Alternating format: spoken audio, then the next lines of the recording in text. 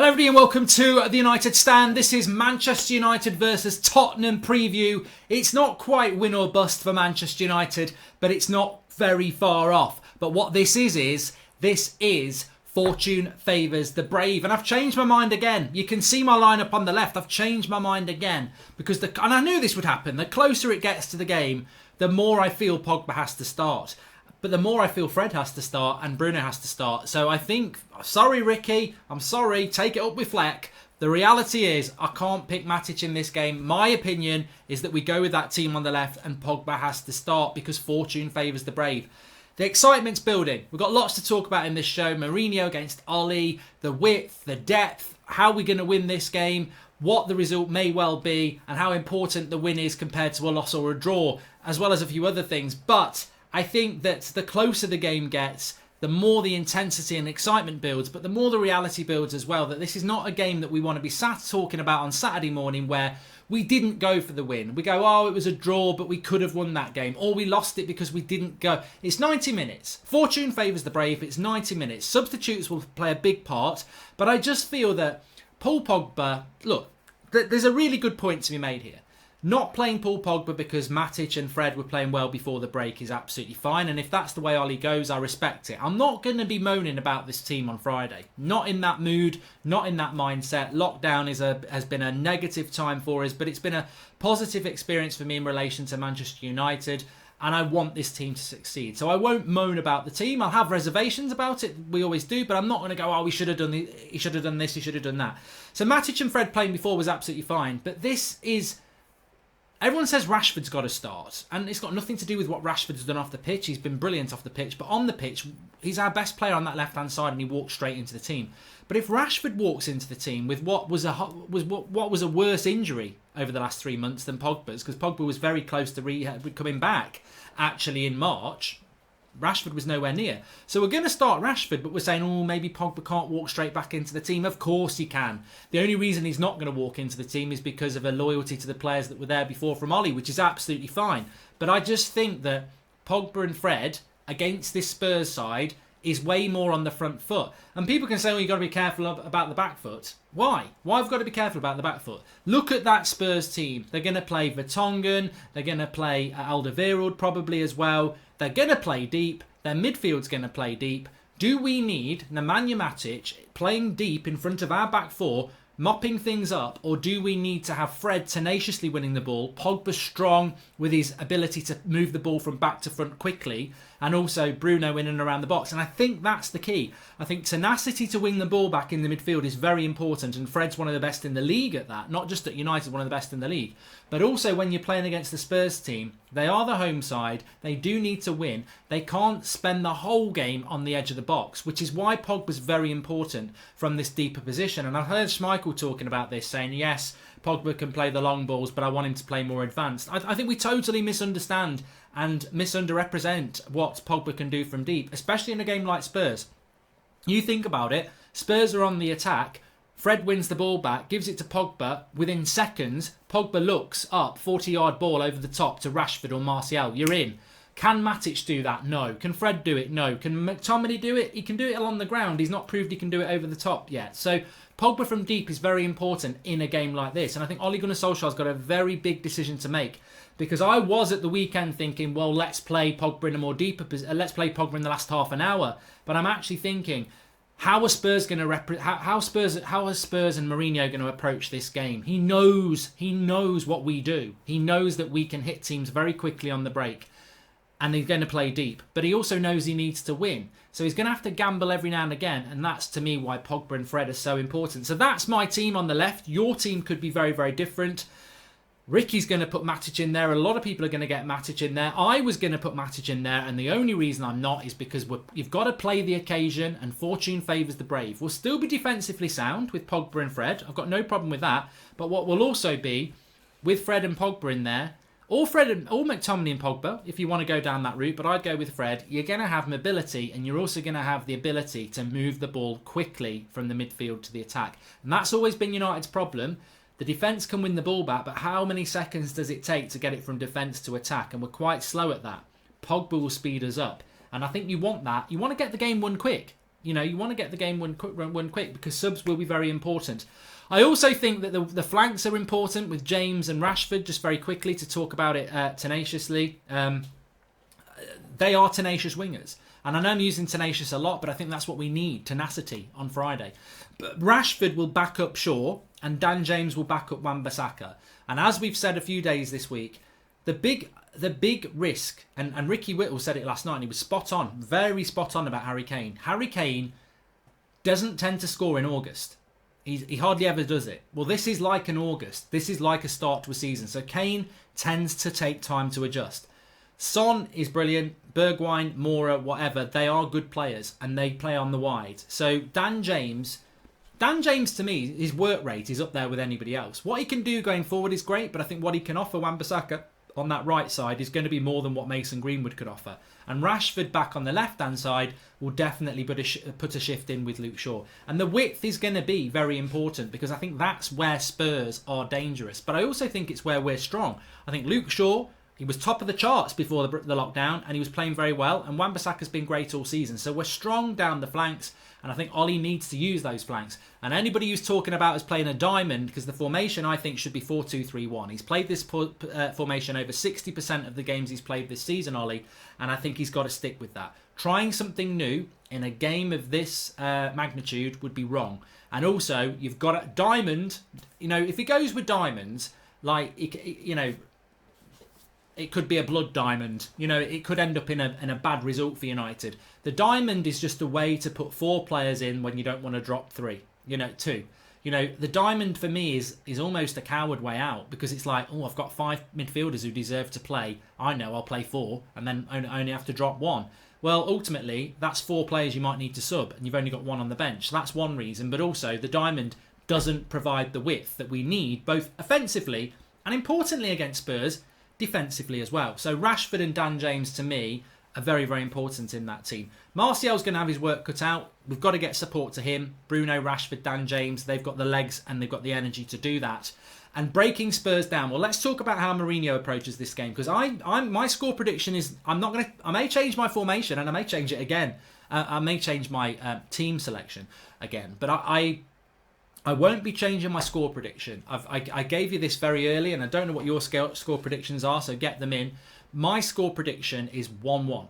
I think it'll be a draw. I think it's got draw written all over it. I think there's numerous reasons for this. I'm not betting on this game, but if I was, I'd bet on a draw. I want to win. I feel we need to win, but I'm expecting a draw for many reasons. For one, we're playing Mourinho, which I'll talk about in a moment. For two, it suits both teams, really. It's not what they want, but it's not the loss they don't want as well. First game back, rustiness, fitness levels, energy levels, focus, whatever you want to call it. Also adjusting to how many subs there's going to be. I think it's going to be a very stop-start game. I can see it being a bit of a drab draw. And that's my score prediction for the game. And as I said, there's many reasons for that. But I also feel... And look, this is why I'm saying if it's a draw, even though we could be 5 points behind Chelsea on Sunday night if they beat Villa, I still think there are games there that Chelsea could lose, but we would basically put ourselves in a position where we've got to win every game of the remaining 8, which we could do, but do you want to put yourself in that position? So it's not win or bust for United against Spurs, but I think if we draw, it's a very hard job for United to get top 4 after this. We can still do it, I'm not going to say we can't, but I think this is where fortune favours the brave, because I tell you what, it's not just the 3 points to put pressure on Chelsea and Leicester, because Leicester have got Watford on Saturday lunchtime. They could drop points there. In fact, I think they will. But also, it's the momentum you get. It's knowing you've played your hardest game, with all due respect to Sheffield United and Leicester, because we've got them to play. It's knowing you've played your hardest game and you've won it. And it's knowing that break hasn't broken your momentum. So very important, United. And I think that... Look, I think Matic has been fantastic. I really do. But I think it's almost a symbolic selection. I've been thinking about this the last few days. Like, there's lots of people talking about how we build the midfield, and that is the focus. And there's a lot of people, I think, quite rightly saying Matic has got to play. All I'm saying is, you play the game, fortune favours the brave, get the 3 points. Sometimes a player becomes symbolic to how you're going to approach this game. And also, Mourinho knows Matic very, very well. So Matic, I know Matic, you know Matic. Matic is a defensive player. Is that how we want to approach this game? Or do you want to use Three players that I wouldn't drop any of them. McTominay, Fred and Matic don't deserve to be dropped, but two of them should be, because that's just high-end football. McTominay gives you balance, Matic gives you defensive stability, and Fred gives you tenacity and the ability to move the ball and carry the ball. And that's the one I would go with. You've always got the other two on the bench if you need to do it, but I think if you start the game with Fred, get what United really need to do in this game, and hopefully this will be the tipping point for people understanding what I'm coming from here. Pogba could be a little bit rusty, but he also could be world class. It's worth the risk. Matic will be slow, because that's what Matic is, but he would be defensively sound. You may get a clean sheet like Ricky talks about. McTominay will give you the balance. You know, he'll give the energy. He'll also give you the physicality. You know, McTominay's pretty much becoming an 8 out of 10 at everything. And Fred just gives you more mobility, more bite, more graft. How do you want to play this game against Jose Mourinho? Jose Mourinho will play deep. Jose Mourinho will want to do what we did to Chelsea and Manchester City and Liverpool, everybody else this season, where we've sat back, defended deep, and looked to hit them on the break. He will try to do that, because although we've got pace on the break, they've got pace on the break as well, with people like Son and Bergwijn, and even Harry Kane. You know, not super fast, but he's not slow. So that's what he's going to try and do, Mourinho. He will have that mentality to keep it deep, slow the game down, and graft the result. That's Mourinho. We saw it at United, and we've seen it before. Do United need to go into that plan and allow that plan to happen? I think Matic allows that plan to happen, and I think Fred doesn't allow that to happen. I think Fred gives mobility and tenacity in that first half an hour. Pogba will do that as well. Bruno will do that. The front three can do that. And I think what United need to do with that front six, when you look at it on the left, the Fred, the Pogba, the Bruno triangle, and the front three, is press the life out of Spurs. Frighten them. You know, best case scenario, you're 2-0 up and they're absolutely on their knees. But try and get an early goal and try and get after them. Don't sit back with Matic shielding our back four, Pogba next to him, Bruno doing all the running around but unable to get the ball because we're not pressing as a team, and Spurs and United just feeling their way into a game after 3 months. How about we hit it? You've got 5 bloody subs. You've got 5 subs. How about in that first half an hour we hit them? We go at them, still keep a deep defensive line, but also just press on the front foot a bit as well. We've got pace over the back, especially their pace is not Harry Kane, so the ball over the top doesn't worry me. The ball down the flanks, Luke Shaw and Wan-Bissaka are fast. We can go further up the pitch with our midfield and our attack and press them, and they won't like it. They won't like it. Win free kicks around the edge of the box. Harass them. Rashford and Dan James and Martial will love to do it. Bruno will love to do it. And that's what it is. So that, for me, is why Fred starts and Matic doesn't, and that's why I've gone with that team there. Ollie may well, and I'm not going to criticise him, he may well think, I don't want to do that. I don't want to do that. It's a risk I don't want to take. I'll actually take a point. I'll actually go a bit defensive. I'll actually gamble on we'll get a better chance than them and we'll win 1-0, which we may well do. But I just would go fortune favours the brave. Do you want 3 points? Would you like 3 points? I want 3 points. Let's go and get it. I'm not saying it's guaranteed. I'm not disrespecting Spurs. I think Jose Mourinho, this is a man who through his career, he's beaten prime Barcelona with Inter Milan. You know, he's won titles. He's won Champions Leagues. He's been the underdog. He's not the underdog in this game. He's got good players. They're not. We would have swept them aside before lockdown when they had all those injuries and we had momentum. It's a different game now. It's an uncertain game. But what you know about Mourinho is, and what we know about Mourinho as Manchester United fans is, he ain't going to come at us on the front foot. He's not going to play swashbuckling football. That's not what's going to happen. He's going to keep it tight defensively. He's going to play a deep defensive line. He's going to shield his back four. And he's going to say, you find a way through us. And I think the way you find a way through a Spurs team is you harass them. Let them have the ball deep and then get after them. If they want to hit the ball long, we'll win it. We'll win it. If they want to try and pass the way out, we'll harass them, we'll scare them, and we'll win it high up the pitch. That's what you do. I think if you relax against a team like Spurs, who are going to play defensive and are going to try and keep it tight, especially that first half an hour, they still have got players who can get on the ball, like Lo Celso and others, who can get on the ball and pass it around if there's a pass to be played. I would harass them, I would get after them, and I would try and get after the game. And I think that's what Manchester United need to do in this game.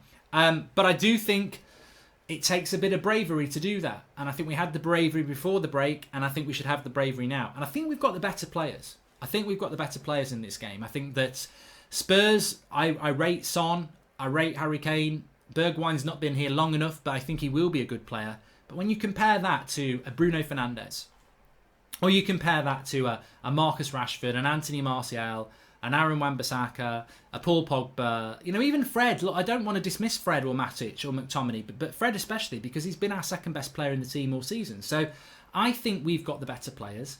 I think manager-wise, look, Mourinho's a better manager than Ollie, of course he is, but this is Ollie's opportunity, and there's a battle to be had there. Look, I've purposely left it to this point in the video to say, there's a battle to be had between Mourinho and Solskjaer, and it is a big battle.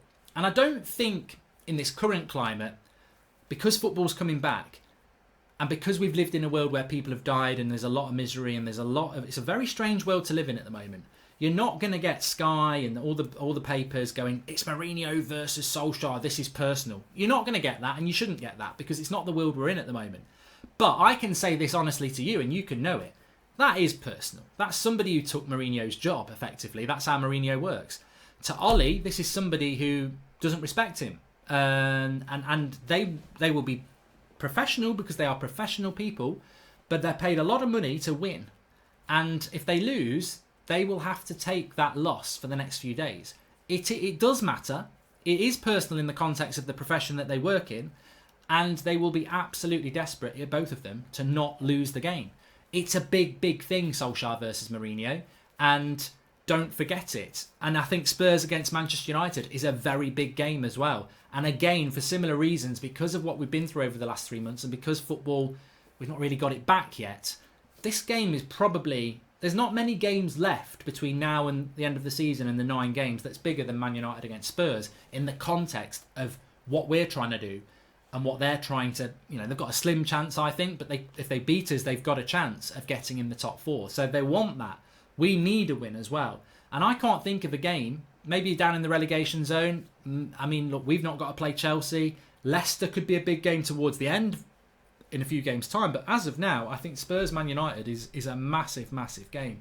And it's one that we do need to win. As I said, I don't think it will be the end of our top 4 race if we don't win it, but it'll be a harder top 4 race to win. And I can't wait for it, and I think United are up for this. And one thing I haven't said, and I'll leave it to here, is fitness levels will be very important. Now, fitness levels, I think, at United are very good. Match fitness won't be very good. They're two very different things. I know people who can probably run a marathon tomorrow. You put them on a football pitch and they'll struggle. It's stop-start, it's turn here, it's adrenaline, it's, there's so much... Match fit is different to fitness, and that will be a thing. I think it favours us. I think we're the younger team. I think we're the fitter team because of that, and I think we'll be the hungrier team because of that. And that's not being unfair to Spurs, but I look at that Spurs side. They have conceded a lot of goals despite Mourinho's brilliance, and I think they will concede. I think they will continue to concede goals, and I think that their age around their back 4 is an issue. So yeah, I think that United have got. I think United are marginally favourites. The fact that it's being played at Spurs ground, there's no fans there, so that's irrelevant. I think it's going to be interesting, but I think it's irrelevant. And then you look at the subs bench. I've never really been impressed with Spurs. I like Spurs. I think they're a good team, but whenever I used to watch Spurs under Pochettino, which was the time I really did used to look at them, I think that I always used to look at the bench and think they haven't got a lot on the bench. We have got a lot on the bench. We've got either McTominay and Matic, or McTominay and Fred, or whoever does the 2 that don't get picked, they'll be on the bench. Garlo will be on the bench. Mason Greenwood will be on the bench. Even people like Lingard, who can, if you're talking about pressing them high up the pitch, Lingard can do that. He can run around and get in their face a bit. So that's useful. Defensively, if we pick up an injury, you've got people like Brandon Williams and Eric Bailly, Twan Sebi. We've got depth. And I think, and Wamata as well, we have got the better bench as well. And I think that I don't want to spend a lot of time on this, but this is going to be big in football anyway. I mean, by the time you're watching this, you'll probably know the Sheffield United result. Maybe we're not. Maybe we're down to 6th. That doesn't really concern me. That's their game in hand. I still don't think they're going to get top 4 anyway. But we will have seen now what impact all these substitutes have, and I think the second half is going to be congested, which is why I think the first half is so important. I'll go back to what I said before on that team on the left. This is why the first half is so important. You're not going to use your 5 subs in the first half. You're not going to use any of your subs in the first half unless there's an injury. But the second half, it's only 45 minutes. In that second half, they're going to be making 5 subs. You're going to be making 5 subs. There's not going to be much fluidity in the second half, which is why the first half is very important to me. It's almost like the second half is take your foot off the pedal time.